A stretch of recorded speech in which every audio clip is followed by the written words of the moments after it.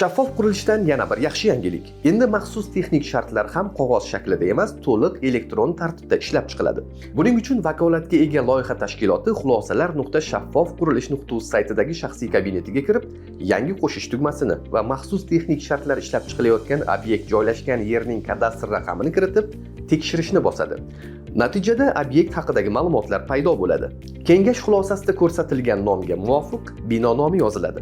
Keyingi qatorlarda uning balandligi va umumiy maydoni ko'rsatiladi. Shundan so'ng buyurtmachi va maxsus texnik shartlar ishlab chiquvchining telefon raqamlari hamda arxitektura rejalashtirish topshirig'i raqami kiritilib, tekshirish tugmasi bosiladi. Navbatdagi bosqichda xaritadan obyekt belgilanadi hamda quyi qatorlarga maxsus texnik shartlarni ishlab chiqishda ishtirok etayotgan xodimlar haqidagi ma'lumotlar yoziladi. Endi kerakli hujjatlar biriktiriladi. Maxsus texnik shartlar matni o'zbek tilida lotin yozuvida kiritilib, shakllantirish tugmasi bosiladi.